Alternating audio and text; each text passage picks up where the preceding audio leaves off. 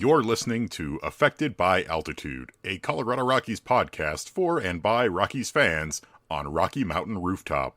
Thank you for joining us as we discuss all things baseball and Colorado Rockies.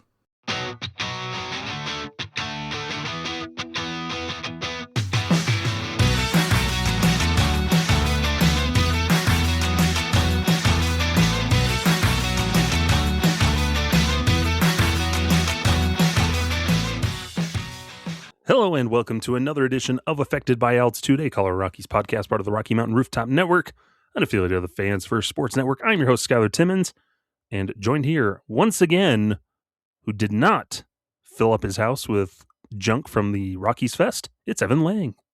I sure thought about it, but then I got sick, and then it was cold. I did see Shannon on Twitter had bought those trash cans. I'm like, that actually would be pretty neat to have. A practical thing to have. I laughed about it. That would be a funny thing to have, but it's one of those things where it's like a lot of the stuff, the stadium fixture stuff especially, it just takes up so much space. Yeah. And it's like, I already have like a Coors Field seat back that I don't know what I'm going to do with.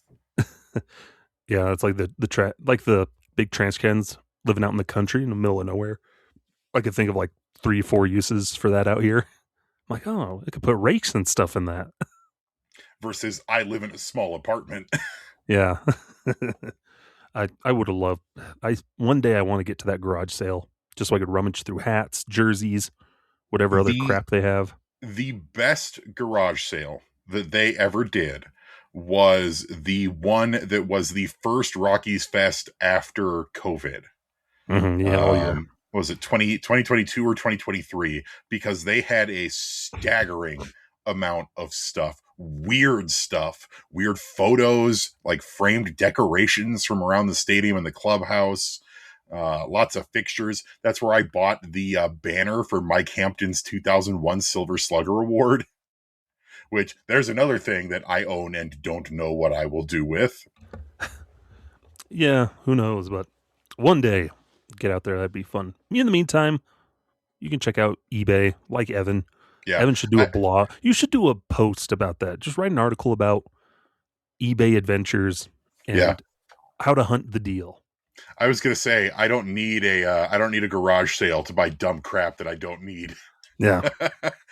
With my look, I was just showing Skyler my team issued Pat Valleca 2018 jersey. Yeah, I was subbing a shop class the other day.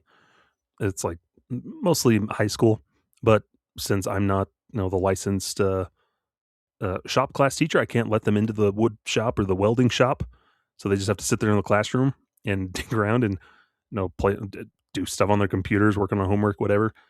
And I just sat there and I was rummaging through eBay and Goodwill online just to see what stuff was out there. That'd be a really fun conversation to have with friend of the show, Patrick Lyons. I know he's also into that kind of stuff. We were talking about some of that stuff the other day, he and I. So maybe that's something that we'll do at some point. But I'm also thinking we'll put it in our back pocket. I'm also thinking about, Skyler, you letting the kids into the shop class and then it being local substitute teacher has 4 kids mutilate themselves in shop class equipment. I ain't touching that. We're gonna sit there and watch episodes of Dirty Jobs and a classic. Hang out. It was always Dirty Jobs. Mythbusters was a big one for substitute teachers. Of all right, we're gonna watch these Mythbusters DVDs. Mm-hmm. Fun stuff, but good times to be had. But real quick, Evan, let's get our sports talk out of the way with Denver sports. The big one, since we didn't record last week, big one is the Broncos are not going to go to the Super Bowl. They end up losing in the AFC Championship to the Patriots because Bo Nix's ankle decided to give up and broke it in the previous game.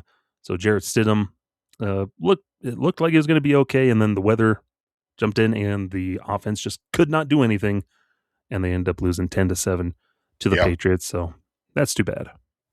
Disappointed, but not surprised at the result.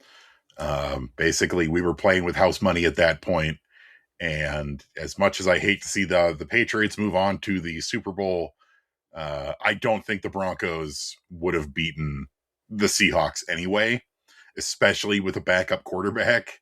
I Oh, yeah, think no. they would have gotten crushed. Yeah. And I don't need to watch the Broncos get crushed by the Seahawks in a Super Bowl a second time. Thank you Yeah. very much. I'm good. I've had my fill. But so that's the Broncos. Hopefully they can do some fun stuff. They'll have some a little bit more cap space this year. So hopefully they can do some stuff and Yeah. build up The that Russell roster. Wilson contract is off the books. Woo! So that'll be fun. Denver Nuggets. Guess who's back? Jokic is back. Nikola Jokic finally made his return off the just being injured. I guess they don't have an injured list per se. He was on a list of being injured, and he's back in. So the Nuggets slowly getting healthy, but heck of a job during their time while he was out.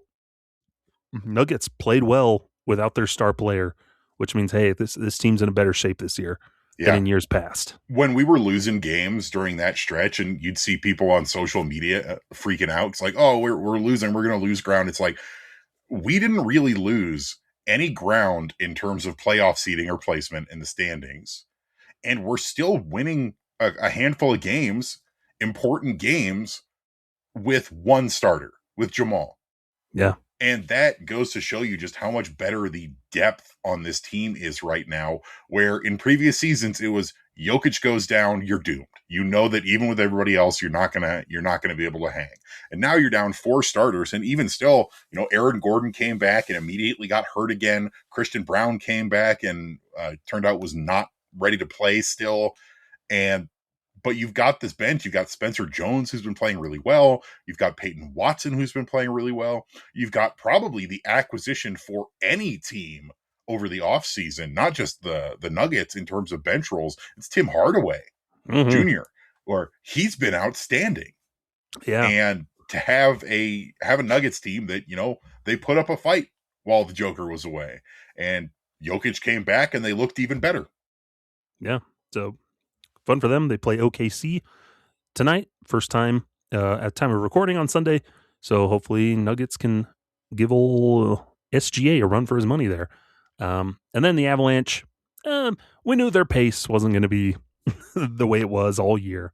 They've had some hiccups here as of late, but still playing well. I think the goalie situation has just been in flux, just with injuries and just kind of at a rhythm for them, but still playing well. Was Nathan McKinnon first to 40 goals, so good for him. Brock Nelson is playing out of his mind, and they're also banged up. So Nuggets or Avalanche still doing their thing. Yeah, Avs had a tough stretch of a couple games recently where they had some pretty ugly losses and looked really out of sorts. Part of it was Mackenzie Blackwood looking really rusty after he was gone for about a month. All the injuries, Devon Taves still out, Gabriel Landeskog still out. We can add Marty Necas to the injury list as well. We knew that the pace, the insane pace that the Avs were going on, completely unsustainable. But they're still the top dog in the NHL, and we just shut out the Red Wings 5-0. Yeah. So, I'll take it. And we have 2 games left until we're off for a month to get healthy for the Olympics. So, and the trade deadline's coming up soon after the Olympics. So, hey, also, folks, the Olympics coming up. Hooray! Yeah, the big thing for me is that we are expecting to have both Taves and Landeskog back after the Olympics.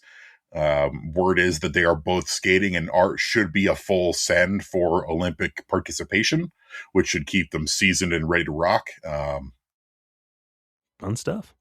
So yeah, that's our sports roundup here. And yeah, this first segment's gonna be a little short on our Rockies talk, but it all fits into the plan, Evan, because there's enough to talk about here and then into our middle segment. Because the Rockies were busy. We decided to take a week off because we're like, there's nothing to talk about. DePodesta said, hold my beer, and gave us some stuff to talk about this week with a couple of trades. And Rockies just kind of still shifting the roster around a little bit as we're about 11 days from pitchers and catchers reporting for spring training. Rockies roster still taking shape. And Evan, it kind of hit us all at once on Wednesday. Where the first, why is it always Wednesday? It's always Wednesday. because the Rockies are trying to cover the truth that I'm putting out on purpleroad.com every Wednesday, Evan. They're What trying was to your hide the Wednesday? truth. What was your Wednesday article this week? It was Oh, about catching depth. that they need to expand their catching depth. And And they're saying, shut they up. didn't want that to get out. Here's a Yeah. bunch of trades. here's some news. But the first trade, kind of a surprising one. Angel Chivilli is now a New York Yankee as he gets traded over there, and they acquire minor league first baseman TJ Rumfield from the Yankees, and a 1-for-1 trade there, Evan. But it was kind of surprising to see Chivilli get moved off this roster. It's surprising, but at the same time, if I had to pick a young bullpen arm that probably would have been the first to go, yeah, I think it might have been don't get me wrong, it was a surprising move. But in hindsight, like looking back at it, it's like him or Luis Peralta. In terms of guys who really could use a change of scenery. And, Angel Chivilli had that really impressive debut in 2024 where he came straight up from AA, and it wasn't always perfect, but he had these crazy pitches. He was really sharp, he was really interesting, and last year was really, really brutal for him, where he had like a 7 ERA in 43 appearances. They kept using him in a multitude of different roles. I think it was Bud Black at the beginning of the season who was putting him out in long relief a couple of times, and they tried that a few different times. And he's too volatile, I think, in terms of the Rockies are trying to build a floor right now of the goal is suck less than last year. Yeah.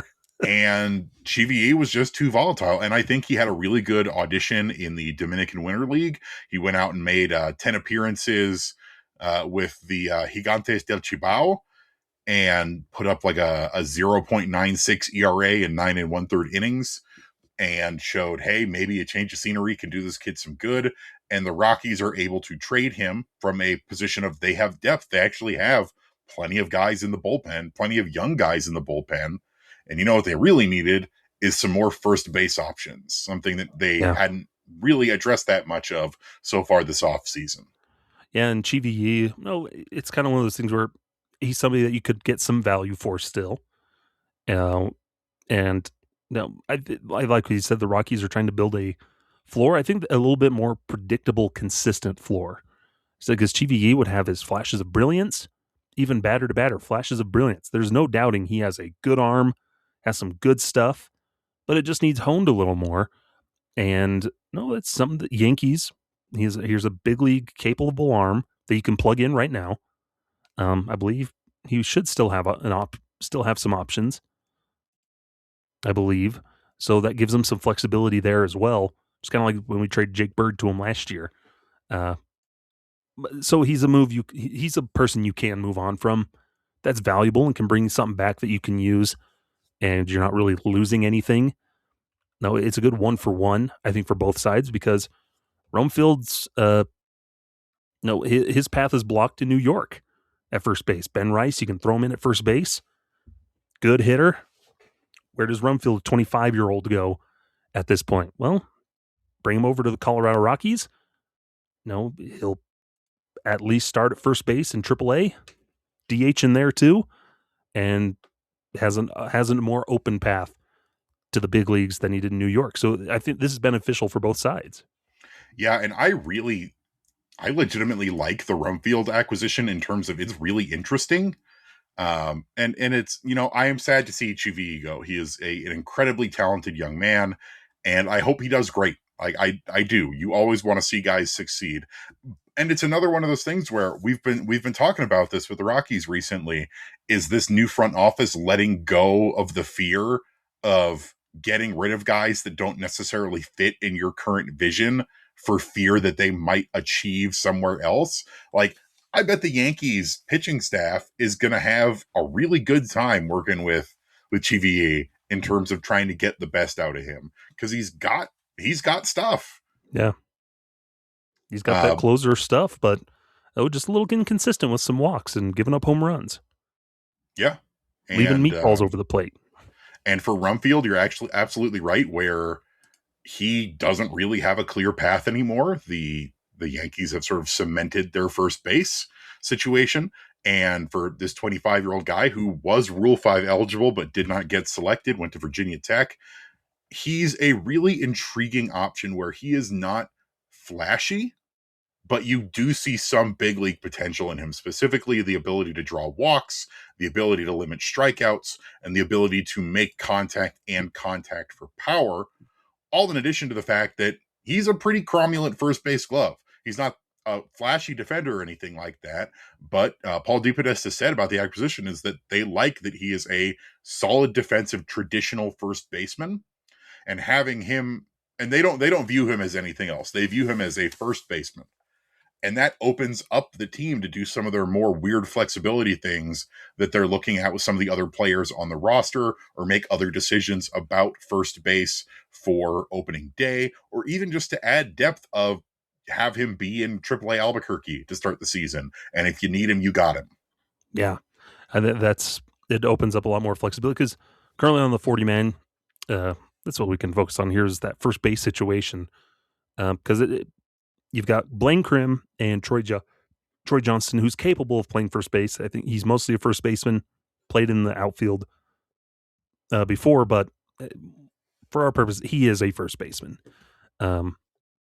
Those are your options there. Now, Rockies have brought in another player. We'll talk about him in our second segment that is capable of playing first base as well. But those two are like your traditional. Here's our first baseman, right-handed, left-handed, kind of versions of the same player in Crim and Johnston. And then you add in Rumfield, who's younger than both of them. Both of them are what, 28? Yeah. 28, 29. And then Rumfield, 25. So you get a little bit younger player who's, I think that's the interesting thing of is that he's a very contact first type of player. No, he's contact over power. He still definitely has power. Displayed that in the minors. He's good for like a dozen to 15 home runs. Yeah. So a modest amount of power, but he's a very traditional left-handed contact bat that can run into some.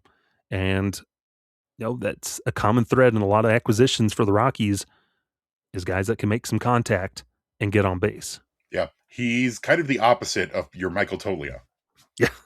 Where if Michael Toglia runs into one, he runs into it hard. He obliterates the ball, but he doesn't run into him that often. He didn't draw walks, and he just struck out a ton. Versus last year with AAA Scranton Wilkes Barre, Rumfield had a below league average 18.4 strikeout rate with an 11.9 walk rate, 16 home runs. Like, that's a pretty solid season right there for a AAA first baseman. And what I really like about it is the additional addition of competition is also something that this front office has really been harping on. Of they basically want every position to have a healthy amount of competition. And so now we've got 4 guys potentially in Charlie Condon, TJ Rumfield, Blaine Crim, and Troy Johnston who are going to be vying for that opening day first baseman role. Yeah. And it's part of that too is then, okay, how do we make sure there's enough time for all of them to compete for it? They all get the same ample opportunities because, given choice, Charlie Condon's going to get more opportunities probably because I know people are like, oh, if we have Rumfield, then we can move Condon back to third base. I don't think Condon's ever seeing third base on a major league diamond anytime soon. I think the Rockies are pretty adamant. No, he's going to be a first baseman. That's probably the best spot for him. But he's going to get the opportunity because he's just your top prospect. Third base could be where Ethan Holiday ends up in the near future anyway. But it's like, I think, Evan, the competition in the past was usually, well, we have the guy that we know is probably going to be the starter there. Yeah. And then competition is, we're going to bring in Austin Nola. We're going to bring in these random, minor league deal invite players, non-roster invites that are the Bradley Zimmers of the world. They're going to play, but we really have no intention of them ever competing for the spot. No, we've signed CJ Cron to a minor league deal with an invite to spring training. We all know CJ Cron's going to be our starting first baseman. And so I like, there's 4 players that are kind of in the same mold at first base. And now it comes to, okay, who's going to perform while they're on the field? Yeah, it's one of those things where it's like you said, it was always, all right, here's your starter. The quote unquote competition is who's going to be the backup, who's going to be minor league depth. Mm-hmm. And we've said it before, and I'll say it again, is I think really there's a lot of play for who's going to be starting on this roster on opening day in 2 months. Yeah.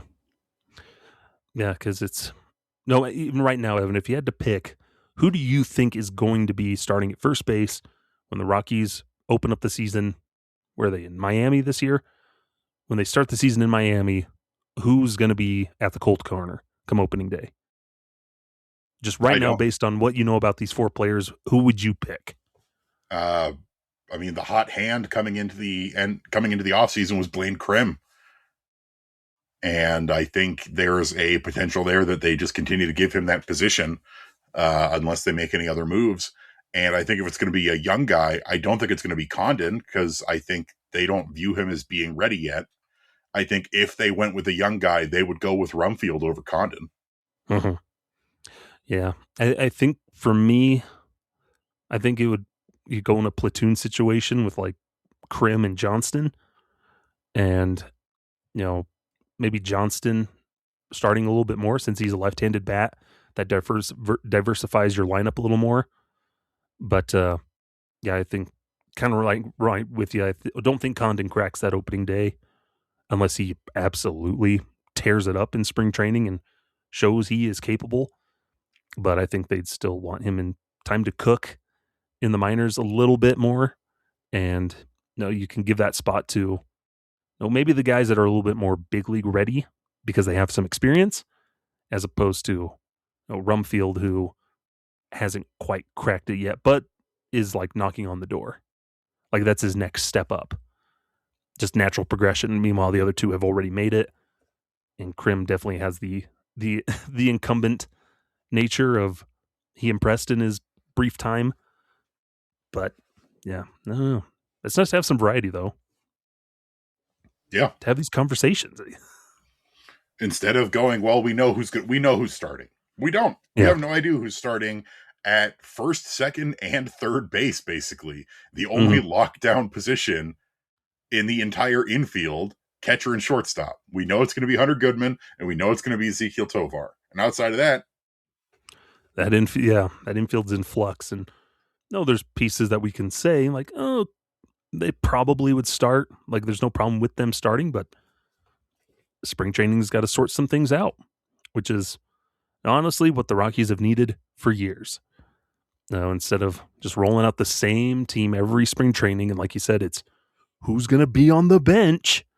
Like, I don't care who's on the bench. They're probably going to stink. If you're on the bench, you're not usually not good enough to start. I mean, I care about who's on the bench because I think having a good bench is important. But it's like, you know what I mean? Whereas like the battles, that's what the battle was, is who's going to be on the bench. Yeah. Instead of who's starting at that position. Who's going to be guys 25 and 26 on the opening day roster. Yeah. So we'll see. Remember when Orlando Arcia started a bunch of games at first base last year? Yeah, I was going to say pretty much anything could be better than having Orlando Arcia at first base. Me at first base. I mean, have you ever played first base before? Yes. Then you start ahead of the game compared to where Arcia started. All right. I even did the splits once, digging out a ball. That was the real reason why you never ended up playing more baseball. That splits ended your career. Tore my groin. No, I was okay. I was in high school. But fun times. But the Chivilli move wasn't the only one. And when we come back, we're going to dive into the other big trade that the Rockies made this past week here on Affected by Altitude. Don't go anywhere. We're back here on Affected by Altitude. Skyler and Evan.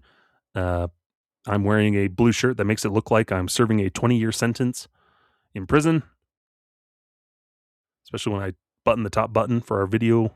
I mean, that's what being a Rockies fan is, right? It's a prison sentence. Ooh, Hey, I look like Dr. Evil in the one Austin Powers when they sing Hard Knock Life.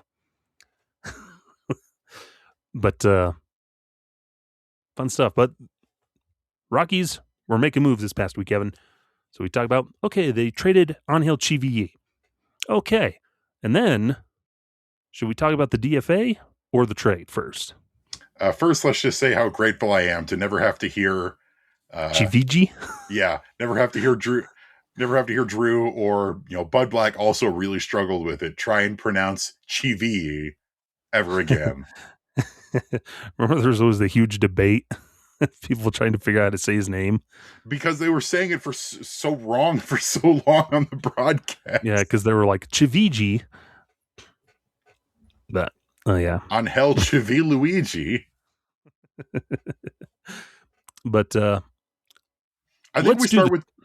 Go ahead. Let's do the trade first, because the next move is a repercussion of that trade, and it all kind of officially comes out at the same time. So the Rockies then made a move, where they made a trade with the Minnesota Twins. It's kind of weird because the Rockies had just posted a picture of, welcome to Colorado, Pierson, Olin, Edouard, Julien, just with their pictures, and we're like, did they just make a trade? And Minnesota had officially announced it, and then the Rockies officially announced it. But yes, they made a trade with the Minnesota Twins, acquiring right-handed pitcher Pierson Ole. I guess that's how you say it. Ole. Like you're in the South saying oil. Pierson Ole and French-Canadian from Quebec. Was it Edouard Julien? Edouard Julien. Edouard Julien. Utility infielder from the Twins. They sent Jace Kaminska, right-handed pitcher, in the minor leagues, along with cash considerations. But a surprising trade that the Rockies made. Yeah, and it's one of those things where it's kind of nice to see. It's a trade with a team that's not one of the usual suspects. We made a trade with a team that wasn't the Yankees, White Sox, Braves, or Angels. I'm gonna keep talking. I'm gonna look at the Rockies' last trade with the Twins. But yeah, so I am fascinated by this trade. First of all, because it seems like a fairly good deal for the Rockies overall, where they traded Jace Kaminska, who I like Jace Kaminska a lot, minor league pitcher who has some upside, but missed all of 2025 and is still recovering from Tommy John surgery. He was a 10th round pick. He was another point of kind of excess where the Rockies had the ability where they could sort of get rid of him, especially when we don't really know what the rotation is going to look like, but we know that, Jace, for as much as I like him, probably not going to be a part of it. And then a small amount of cash for a big league experienced middle infielder, who can play multiple positions, and a right-handed pitcher who's got some pretty interesting stuff, big on his changeup. And they're both fairly young, where both of these players are only 26 years old. Ole made his big league debut last year, had a 5.10 ERA in 14 appearances. He did make 3 starts. He's got the ability to do both. He has both started and come out of the bullpen in college and in the minors. And I know the Rockies, when Paul DeBodesta was talking about the trade, said that they like sort of his flexibility, that they could decide how they wanted to use him for that. And for the fact that he's going to be pretty cheap and has upside. But the big name in this trade is Edouard Julien, who, like you said, the French Canadian from Montreal. I was really, really high on this guy a couple years ago when he was a key piece of the Twins playoff run in 2023, which was his rookie season. And he had a fabulous rookie season, 2.6 wins above replacement, played 109 games, hit 263, 381, 459 with 16 home runs, and had a 15.7% walk rate. And his big thing has always been he strikes out, but he also gets on base. In his minor league career, he's got a career on base percentage of 4.27. But the big thing for Julien, like a lot of the other guys that the Rockies have picked up so far, in Willie Castro, in Jake McCarthy, guys that we've picked up via trade, is that he's coming off a down year where he ended up losing his playoff time to younger players, to other players who simply did better than he did. You know, Willie Castro struggled when he went to Chicago after the trade deadline. Jake McCarthy lost his playing time in center field for the Diamondbacks to Alec Thomas. And for Edouard Julien, he had a bad 2025. Like, there's no really beating around the bush on that, where, you know, in 2023, he was worth 2.6 wins above replacement. Last year, he was worth -8. And the big issue last year was strikeouts and not really getting as much of his power stroke off. He still got on base okay, 3.9% on base percentage, but the strikeouts were rough, especially against lefties. He didn't draw as many walks, and his defense was also pretty bad last year. And that was a point of contention with a lot of the Twins writers that we have worked with in the past, was he went from like okay on defense to bad on defense to kind of unplayable in terms of playing in second base, playing in the outfield. But the Rockies are pretty good, especially with the group that they have assembled right now, at getting better defensive performances out of players. And I really would like to see what they do with Julien, because he is, by large, a second baseman, which the Rockies do need. But he can also play first base. He can also be a DH. He's another player where you can just kind of put him where he needs to go. He can play third base. He can play in the outfield. I wouldn't call him a super utility man in the same vein of Willie Castro, but they have flexibility to use him. And if they can get good performance out of him, there's, I think, an opportunity where, you know, earlier we were talking about how maybe Willie Castro is your opening day second baseman, where maybe Edouard Julien is your opening day second baseman. Well, he also opens up an opportunity for you to, do a little bit more of a platoon situation with him, because I think they like that his bat, he'll play against right-handed batters, or right-handed pitchers, which you'll face more of anyway. So there's that for him. And then, you can throw in somebody else as the right-handed situation for him there, where, okay, now he's not starting against lefties because left on left, he's not very good. But that gives you an opportunity to get, like a Ryan Ritter in there a little more, or Willie Castro steps in and Kyle Karros plays somewhere more regularly, and they can shuffle things around. But that's what the Rockies are looking for, is just options to see how pieces fit into the puzzle. They're kind of dumped out the box and just getting puzzle pieces and seeing where guys fit. And Julien has the capabilities of getting on base and shown that plenty in the minors.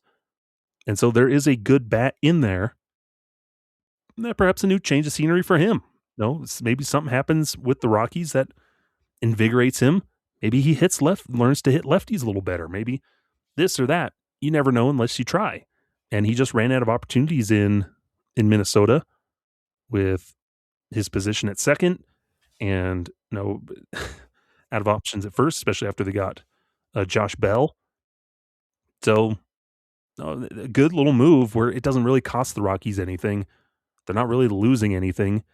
And he and both Ole, they're on cheap contracts. So it just gives you more flexibility. And Ole still has minor league options. So that gives you some flexibility of a big league arm that you can call upon this year at different times. And Julien is out of minor league options. And then, but if he doesn't work out, it's not really costing you much of anything either that way.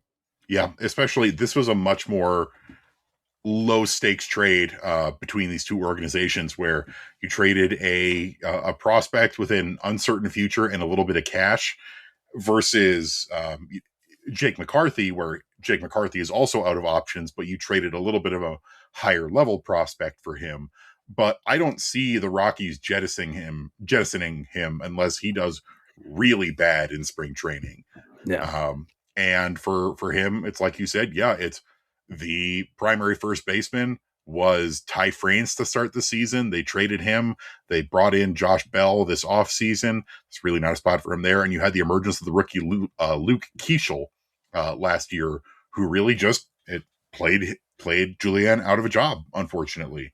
And this is another thing of, like we were talking about, of creating more competition, more guys with more opportunities to figure out what the Rockies floor is going to be. Because that's the other thing, is none of these guys that they're bringing in are that old. Yeah. Like, they're not bringing in your veterans filled with They're not bringing in Kyle veteranosity. Farmer. Yeah.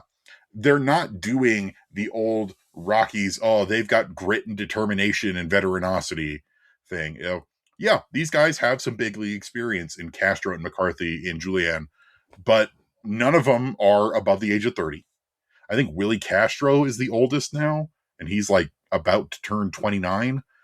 And it's about establishing what the floor can be. And for Julien, if you can get him back to even kind of where he was at in 2023, then you've got a serviceable MLB player right there who can be a starting second baseman until you figure out what else is going on. Because right now, honestly, the most nebulous position for me in the entire Rockies infield is second base, where there's nobody right now where I can point to and immediately go, that's him, that's the guy, in a reasonable time frame. Yes, we've got middle infielders in like Loe Fresno and in the Arizona Complex League who have been really impressive. These kids are 18 years old. Like, they're not going to be ready for a hot minute. Yeah. But right now, I think we've already shown that Adel Amador, probably not the guy. Ryan Ritter, maybe, but you know, it's too early to tell. And then the next man up is Rock Riggio, and that's another one where I can't say that we're super certain on. Yeah. It's one of those things where, and second base has been that way even longer before that, Evan, when it was, oh, Brendan Rodgers is the guy. And we all know how that has turned out. And who's still a free agent, by the way. Hint, hint. But it makes them more nebulous, where the Rockies have ignored second base, haven't really done anything with a lot of positions because they would just hang their hat on, well, this prospect's going to solve the problem, and we're just going to abide our time until that prospect's ready to go.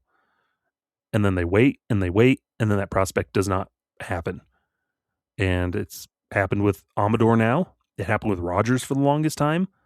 In fact, it never really happened for Rodgers. He had his, that Gold Glove season. He had his hints, but injuries and everything else just kind of sapped it for him. And so, yeah, there's so many options now for second base. You look at spring training, you're like, anybody. And then they brought in some guys on minor league deals that can potentially fill in there as well. Now, depending on how spring training goes. So that second base options it's going to be interesting to see how it works out, of who's going to rise to the top. I mean, the Rockies have had essentially exactly one franchise second baseman in their entire existence in DJ LeMahieu. And they didn't even draft him. Yeah.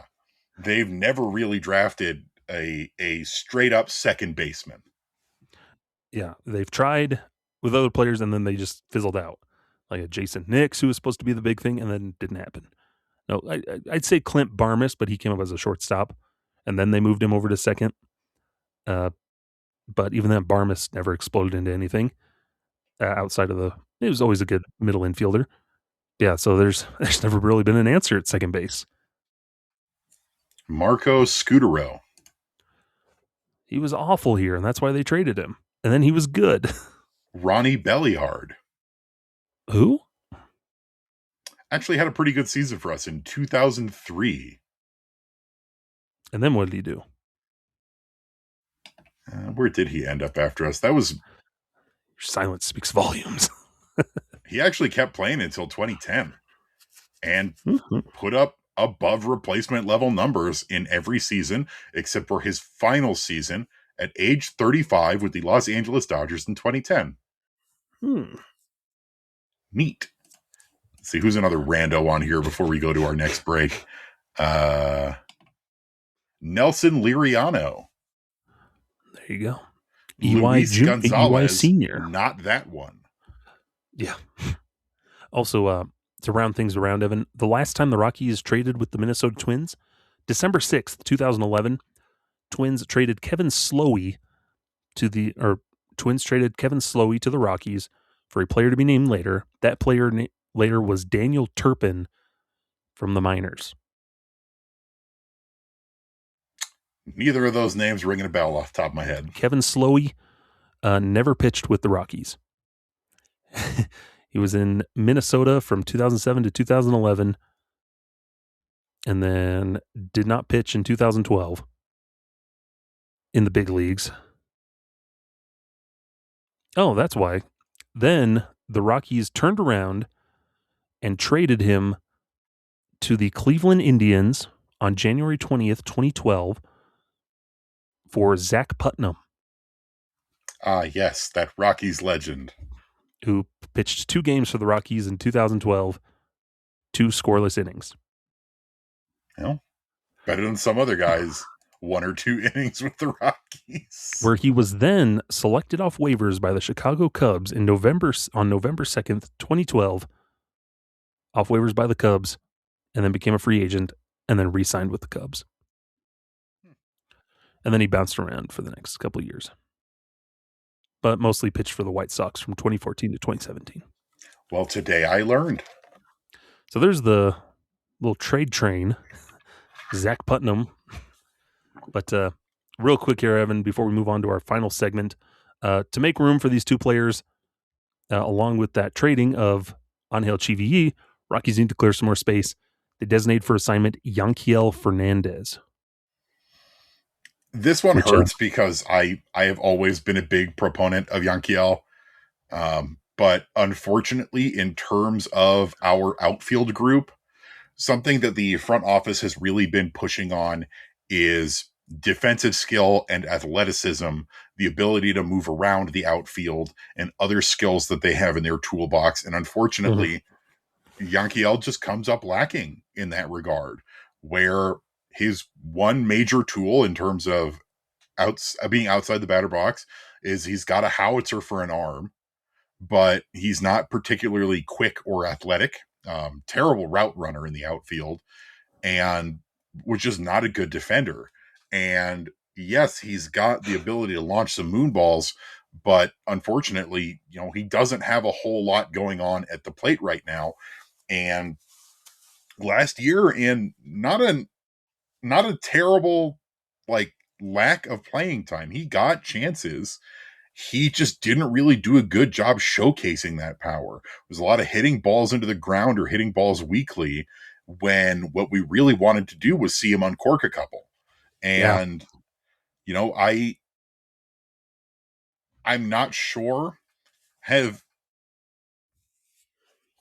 we know already if he'd cleared, right? They had 5 days after he was DFA'd. Okay, so there's trade him. Or there's still some time, but there's a possibility that he clears and he just ends up back in AAA. Yeah, and that would be perfectly fine too. Yeah, it's like you said. I think DePodesta. It's like, hey, he mentioned it with Chivilli as well. It's like, we're not looking to get rid of these guys. Like, we don't want to actively get rid of, but if it makes sense, we're going to do what we have to. And Chivilli, it made sense. A deal came together. For Yankiel, it's like you mentioned, just lack of versatility in the tools of what they're looking for. And he's not a good defender. Like, I'm sorry. It's like watching paint dry, watching him run after a ball to the fence, like slow. And I don't care if you have the howitzer of an arm, if you can't get to the ball in time for it to matter. And there just wasn't any power. And yeah, he tried to make adjustments down in the lower levels, like phenomenal years down in low A Fresno, down in those lower levels. But as he got up higher in AA, and in AAA, you could see some of the issues in his game that hadn't quite adapted. Big swing and miss. And then he tried to make the adaptions of more selective, which led to more walks. That's great. But it's kind of the same thing we saw with, what happened with Eleris Montero, where He made the adjustment to maybe try and strike out a little less, but then that just sapped his ability to make good contact and a 49% ground ball rate at the big league level last year for Fernandez. Like that's not going to fly. And so literally. Yeah, literally. And so unfortunately that just makes him expendable with the depth of outfield options. You look at who becomes expendable, and unfortunately it's Yanquiel Fernandez. Now he still could have a great future as a big leaguer. Now, does that happen with the Rockies? Who knows? There's always a chance. But could it happen with someone else? Absolutely. And it would be surprising if he doesn't get claimed. Yeah. Or if they don't work out a trade to send him somewhere. I mean, the Rockies, like they did. To tell you how different this Rockies front office is, they managed to swing a trade for Bradley Blaylock after they DFA'd him. Yeah. And got a pretty interesting little pickup in Jake Brooks from the Miami Marlins, who is a guy that has worked with pitching coach Alan Leishman before and, is not exactly, going to light the world on fire as far as we know, but has some interesting work in the minors, and maybe you can do something with it. And I'd be surprised if no one at least tried to get their hands on Yanquiel. I mean, I also wouldn't be surprised if he cleared, because that's just how it goes sometimes in terms of other teams and Rockies prospects. But we're in a wait and see kind of thing. And if he does stay with the Rockies, that's great. I would be very happy. But if he doesn't, that's just how it goes sometimes. Yeah, because he was having a good year in Albuquerque last year, and that's why he got called up. And so if he could, he can go back to Albuquerque and get some more adjustments, and they can finally convince him to make some proper adjustments that will benefit him, that'd be great. And then he either becomes a useful piece or a trade chip. But it's always tough to see a top prospect fall out of grace.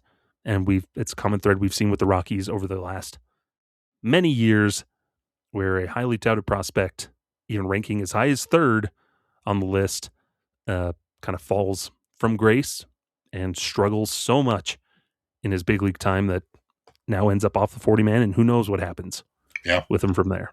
It's something we're used to. I mean, Drew Romo just got designated for assignment again. Mm-hmm. It's a rough life out there. But a lot of moves for the Rockies. Interesting stuff, and roster continues to take shape. And they're still expecting more moves. Perhaps another free agent starter. Who knows? Yeah. A first baseman. We don't know. Yeah. It's really interesting because DePodesta said straight up, we're not done. We've got more to do. Which is a smart thing for any team to do. Of like, we're constantly going to look, how can we improve this roster? You don't don't set your roster in January and then just kind of go through the motions of spring training. Like, no, you build that roster throughout the season. It doesn't end on opening day. Fun stuff, Evan. But that'll do it here for this second segment, talking about trades. When we come back, we're going to talk some prospect stuff here on Affected by Altitude. Let's do it! Welcome back here to Affected by Altitude. Skyler and Evan here with you. Evan, should we talk some prospects? No. Oh, okay. Evan is our residential prospect person because he does the Pebbles report over at Purple Row. Those should be starting up here sometime soon. Yeah, soon. As soon as stuff starts coming in from spring training, those Pebbles are going to start back up. At the very latest, it'll be when the minor league season starts. Yeah, which is usually when the stuff starts happening anyway. So that's nice because I don't pay as much attention to just prospect stuff in general, aside from like, oh, this guy had a nice night in this system and whatnot. So this will be a fun conversation. But I think the big thing this time of year, Evan, is the ranking of prospects starts coming out, top 100 lists from multiple outlets and everything. Over at Purple Row, the Perps, top 30 Purple Row prospects are slowly coming out day by day.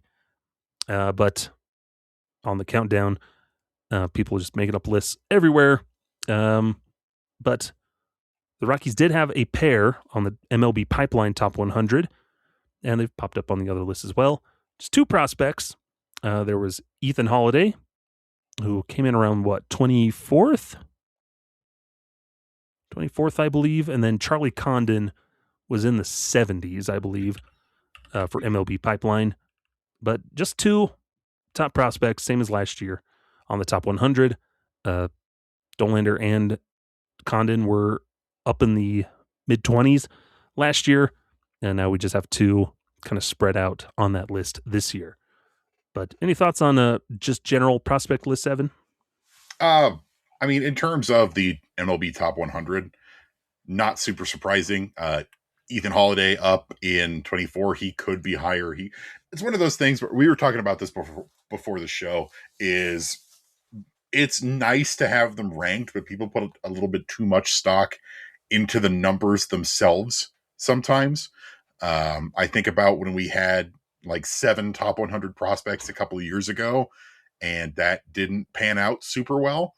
And ranked prospects in general haven't really panned out that much in the Rockies' favor over their team history. But if you had to pick 2 who are in the top 100, I think it's definitely these 2. And I think you could put him however. The majority of people are ranking Ethan Holiday above Charlie Condon. And I think overall you can see why. He's younger. He's potentially got a higher ceiling. He's got all the other stuff going on. He's got the pedigree. And Charlie Condon right now is, in my opinion, entering into it's time to prove that you're big league ready, and then it's time to prove that you are a big leaguer, something that the Rockies have struggled to do with their prospects in recent memory.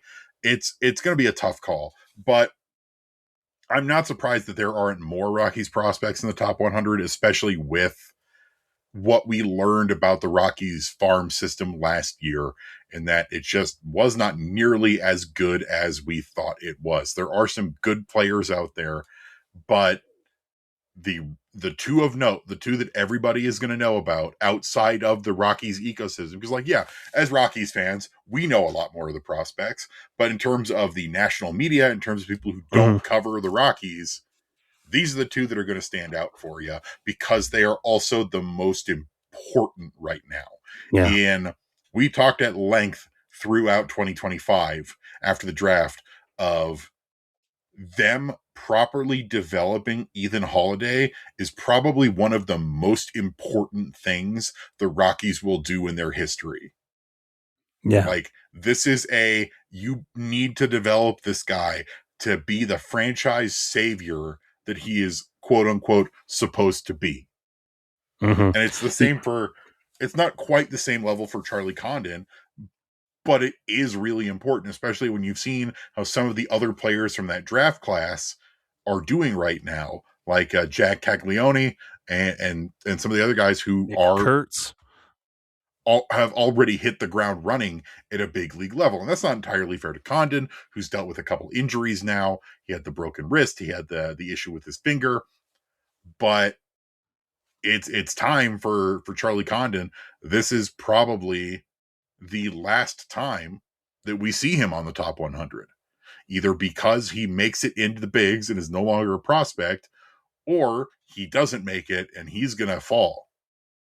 Yeah. And it's, like you mentioned, it's important with especially these type of prospects because of where you drafted them too. And the pedigree were like, hey, Condon pretty much could have been the first overall pick in his class.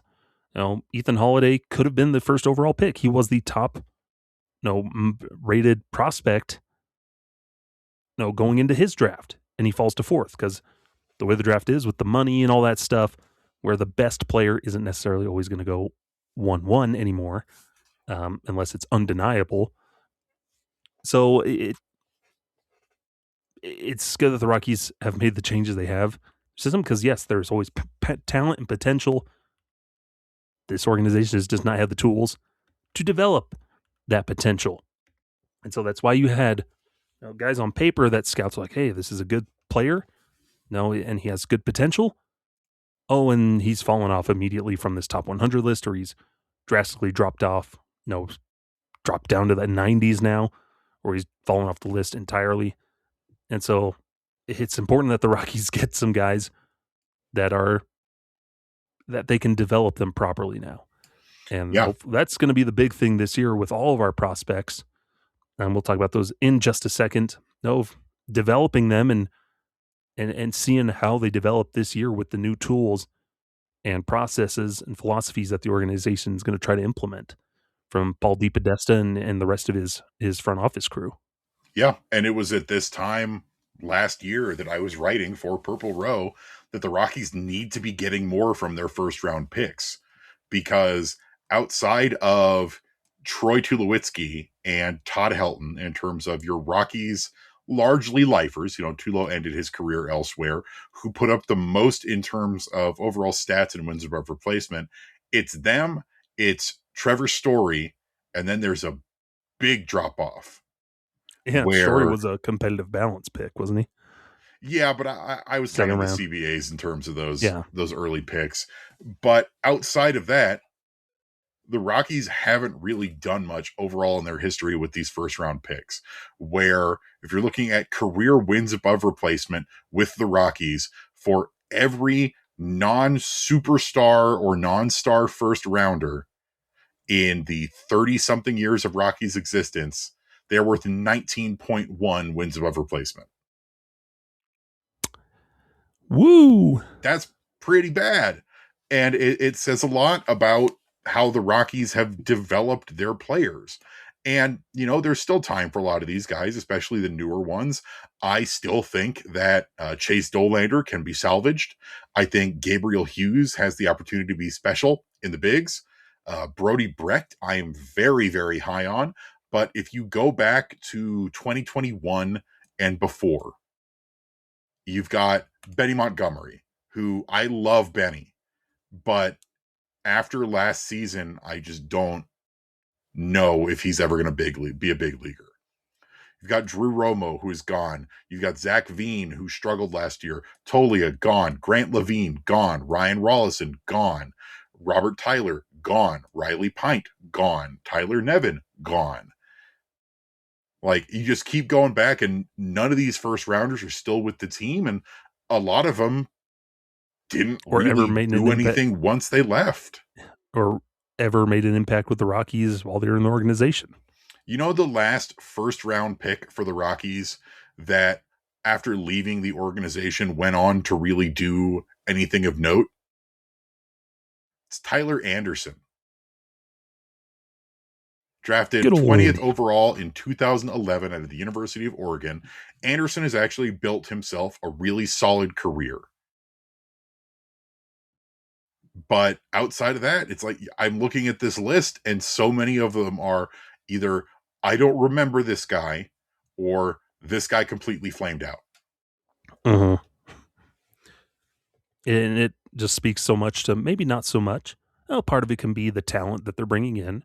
Like, players will always share part of it, but a big part is the organization just hasn't had the tools to develop these people, develop these players into the potential that they saw when they drafted them. A lot of it always just seemed to be, well, just use your natural talent and keep getting better. Figure it out. And it's just never worked. And, I've been thinking about, and it seems like the Rockies are, in general with the organization and how DePodesta, I believe, saw him mention it, and as well as like Matt Daniels and some of the other guys, is looking at the landscape of what they have, their affiliates, where their minor league teams play, where their prospects are going to be playing, and utilizing that to the advantage of the organization. The fact that they have the extremes of, in the Northwest, in Spokane, and also in Hartford, in the East, of the extremes of those ballparks. But then you also have Albuquerque, which will be the proving ground of pitching at Coors Field. The Rockies, from Rockies Fest and everything, it seems like they're ready to embrace their affiliates as well and try to emphasize and maximize the opportunities they have with them, instead of being afraid of, we want our pitchers to skip over Coors Field so they don't get their teeth bashed in, and so they don't get their confidence lost. They're going to use Albuquerque as a pivotal point of their development before they come to Colorado. And that's something I think the organization had gotten away from over the last couple of years, where they were in Albuquerque just because that's where they're supposed to be. Because, and you know what I mean? Yeah. Where it seemed like Albuquerque was like, we don't want to send guys to Albuquerque unless we have to. We're not going to bring up the pitching from Albuquerque. We're just going to skip that entirely and call up a guy from AA. I mean, wasn't that the entire point originally of having our AAA affiliate being Colorado Springs originally? Was you want the level right before the majors to closely mirror that environment, and that's altitude and that's the climate. And, Albuquerque is a great place for that. In addition to being a great team with a great fan base in a lovely ballpark, just, I love the Topes, but the Rockies have never done a good job fielding a competitive team in Albuquerque, utilizing the resources and learning how to play in that environment. Yeah. And so it doesn't really matter if you send a guy to Albuquerque or not, because they're still going to be unprepared when they get to Coors Field. Exactly. So, like, And you could have put, in terms of how they've utilized the Topes, you could have put the AAA affiliate anywhere. You could have put them in Texas. yeah. And I think that's what, prospects, and I hope we get the opportunity to talk to some of them when they get there and know just what the organization is going to do different with Albuquerque. Bringing in a new pitching coach down in Albuquerque, and expanding the resources there so that it actually is a developmental step for players in the Colorado Rockies organization. Yeah. Okay, you've gotten your teeth kicked in of what it's going to be like playing at sea level. Now you're going to come up and play in the high altitude desert. Your conditioning is going to be different here. You're going to figure it out. So when you get the call to go 8 hours up to Denver, you're going to be prepared and not shell-shocked when it's you're a pitcher coming up and you're giving up a home run at Coors Field. No, you're going to get that experience. Chase Dollander made one start in Albuquerque before he got called up. He wasn't ready then. And then it just snowballed the rest of the year, struggled in Albuquerque then, and never quite figured it out in altitude. So that's something that I'm excited to see this year. How do the Rockies utilize minor league affiliates, especially Albuquerque? Yeah, and we're still waiting to see. At time of recording, the Rockies have not yet announced their minor league coaching staff. I do think it's coming. If it doesn't come today, honestly, it is February 1st. It's going to be in the next couple of days. They almost always be on Wednesday. It probably will, knowing your luck. I should just write my Wednesday rock pile. Here's the Rockies coaching staff. It almost always is either the very end of January or the very beginning of February. And I am really curious to see what they do in terms of the number of coaches they have there as well, because we've been saying it for a while, is you can't get by right now with just the bare minimum 3 coaches of manager, pitching coach, hitting coach. And sometimes you have a bench coach. Like, I am hoping that they have multiple hitting coaches, that they have multiple pitching coaches at every level. So you have multiple sets of eyes and ears and brains and thought processes going through and trying to utilize not just Albuquerque, but every single level. Like, what was Spokane's big issue last year? Their offense so often couldn't get off the ground. And we see that all the time when the Rockies leave Coors Field. Mm-hmm. So let's see what happens this year. Let's see who they dedicate to. And I don't think there's going to be a ton of managerial changes. I think, as far as I'm aware, I think most of the managers are going to be remaining in place. Not 100%, of course, until things get announced. But there are going to be some changes. Like, there's no getting around that. And I think more so than other years, coaching staffs and who gets assigned where is going to be really interesting and really important. Because I think back to Jack Corrigan when he was on the Dan Patrick show early in the 2025 season. And he says, I think back to 1985 when I was with the Cleveland Indians, and the Rockies dedicate the same amount of resources to their low A ball club now that the Indians did in the 80s. Mm-hmm.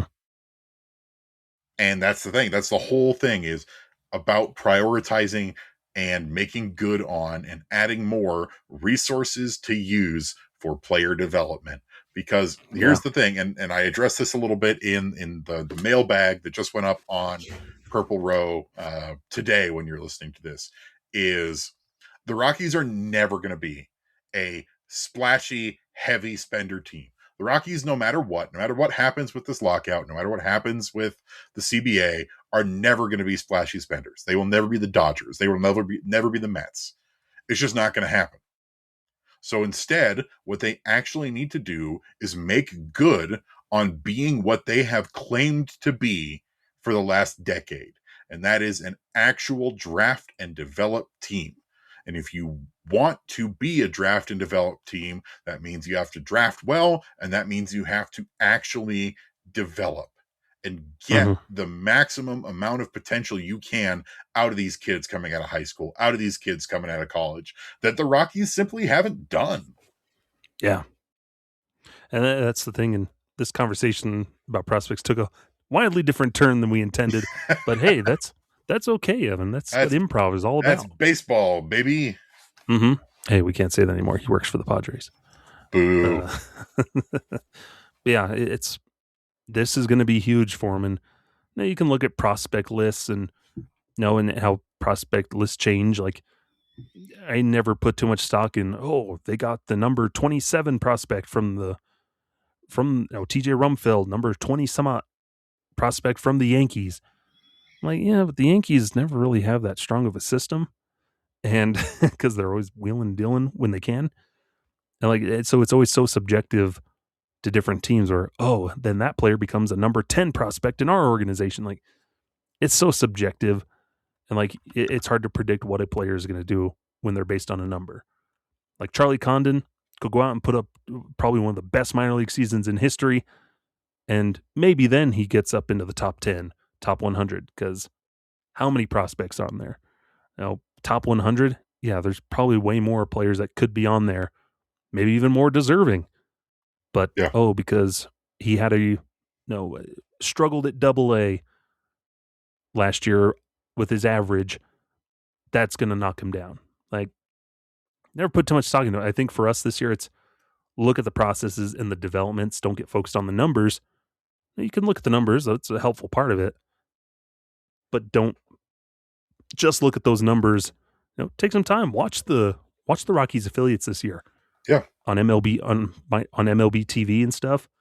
One of the best additions the league ever did. Yeah. Was make those games available. I am so hoping that eventually they make the Arizona Complex League games available, because it's so frustrating not be able to watch these guys, because there's exciting young dudes like Roldy Brito was the MVP of the Arizona Complex League, and you couldn't watch him play unless you lived in Arizona.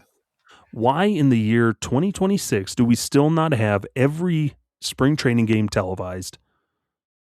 Just put it doesn't even. You just turn the camera on. I don't even need a telecast. I don't need commentators.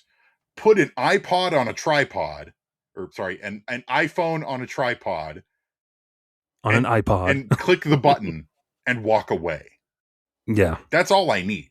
But there are definitely some interns you can hire from Arizona State or one of those colleges who will gladly come and stand and man a camera.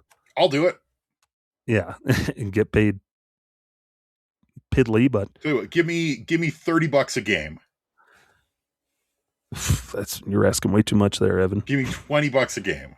You will get college credit and you'll like it. How much? And maybe a free hot dog. How many free hot dogs? But I think, Skyler, you're really right about what you said with not getting too hung up on the numbers. A really good example of this is the trade that the Texas Rangers did a little bit ago, where on its face, they gave up, what was it, like 5 top 20 prospects, like number 1, number 2, number 3, I'm trying to remember all the numbers. They gave up a lot. And you get hung up on the numbers and go, wow, that trade seems really lopsided. And that trade included, by the way, and I was devastated, is my favorite big boy in the minors, Abimelec Ortiz. But you get so hung up on the numbers, and you got to think back and go, well, wait, that's just how they're ranked in the Rangers system. And the Rangers system isn't actually that strong. So they're not worth as much as just the numbers. It's the same thing with analytics and this is something that we have learned and other people have had to learn, is that analytics are an extremely important tool, but you can't let it be the only tool you use. There are still old-fashioned things like the eye test that matter, that like that gut feeling, the things that you have seen and the things that you know, in addition to just the raw numbers or the analytics, the data. It's using it all in combination. And for the Rockies, it's the same. Of you don't want to get too fixated on the numbers, on the rankings, on this, on that, on who's where, on what depth chart, and all of that stuff. It's all going to be about watching these guys develop and what they do. Not necessarily the numbers that they put up, but ways that they've improved, things that they add. Oh, this guy's got a pitch that he didn't have before. That's interesting. This guy changed his swing mechanics. Let's look a little bit more into that. Yeah. Oh, why is this hitter struggling? Oh, it's because he made those adjustments and he's trying to figure it out. You know, Ethan Holiday, who was highly touted as a prospect, and then drops to 54 because, he had a rough time in his brief stint with Fresno. It's an 18-year-old kid just thrust into minor league baseball against much better competition than they're thrown out in Oklahoma high schools. Like, I'm sorry. It just is. That's how it is. And he struggled with problems of the fastball up top, was chasing. Yeah, overeager 18-year-old playing professional baseball. He'll improve. He's 18. Overeager. And so there's so much, context to baseball prospects that you'll have to keep in mind all the time. Because to quote a wise man one time, Evan, the cream always rises to the top. Now snap into a Slim Jim. I do love me some Slim Jims. Like, I know that they're absolutely awful for you, but man, I get these little boxes of like the mini Slim Jims, and they're dill pickle flavored, and they are so good. And I will just demolish that box. And I know it's awful for me. They're high in salt. They're absolutely terrible for me. Oh, but you betcha I want to snap into one of those Slim Jims. Just give me a regular piece of beef jerky. That's regular beef jerky is good too. Much better. And we just got a piece of breaking news, Skyler. But it doesn't involve us. It does not. But it does involve a player that I have had people ask, hey, why don't the Rockies pick this guy up? Eugenio Suarez just signed with the Reds. Yeah, I was going to answer that question on your mailbag, but I think I'll just leave it to you now, where you say, well, they signed with other teams now. I know. So point is moot. Point is moot. But yeah, fun times. But it was a good conversation. We'll have more prospect stuff. There's some other prospect things we'll talk about. But as spring training gets closer, maybe that conversation will pop up a little more naturally. But until next time, Evan, tell the folks where they can find you. Find me over on Blue Sky at evanline27.bsky.social. As always, I love to hear from you. Check out my Monday Rock Piles over on purplerow.com. Remember that you can always find Rocky Mountain Rooftop on all of your favorite podcasting platforms of choice, including Apple Podcasts, Spotify, iHeartRadio. If it has podcasts, you can find us on it. You can catch the video version of the show over on YouTube as well. Remember that you can find Rocky Mountain Rooftop on all of your favorite social media platforms, including Blue Sky and YouTube, at Rocky Mountain Rooftop. That's at ROCKYMTN Rooftop. You can find me over on Twitter at Skyler Timmons, or over on Blue Sky stimmons13.bsky.social. And then usually writing Wednesday Rock Piles at purplerow.com, but not for these next 2 weeks, week and a half. There'll be guest writers for Purple Row with the Rock Piles going up at 6. Rest of us, so like Evan and I, our articles will go up later on the day, still on Purple Row. So you'll still have some content from us in the written form over there, but be sure to follow all of our pals over there as well. It's been a busy off season for us. So we've actually had stuff to write about, which has been so much better. This has probably been the most interesting Rockies off season since 2021. What do we even do then? Nolan Arenado trade. Oh, but that was at the end of spring, the end of the off season. Yeah, but that says a lot, doesn't it? No, and we had Jose Mujica that one time. Oh man, that poor guy. And there's still other baseball going on. The Caribbean Series starts today at time of recording. Even though Light-On just wrapped up and the Mexican Winter League just wrapped up. Sadly, the Tomateros lost in the finals, which is a bummer. But WBC starting up here pretty soon. Yeah. And very soon, so that'll be fun. Hopefully Puerto Rico gets to play because Willie Castro is joining that team.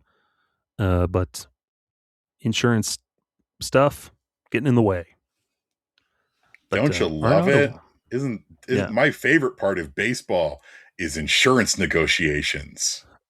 My favorite thing about baseball is when people are fighting over money. I made myself sad. But fun times. As always, we appreciate you tuning in. Since it's okay. This one's a little longer. I mean, we weren't here last week. Exactly. We're making up. We got to fill a quota. Yeah, fun times to be had. But yeah, it's right around the corner. Hopefully, we can get ready for spring training here very soon. Starting soon, Evan. The Rockies play baseball this month. And man, am I excited for it. And it still feels like there's so much more that can happen, which is it's fun. We haven't had that in many years. I know. It's nice to be kind of not able to. We're being kept on our toes. Mm-hmm.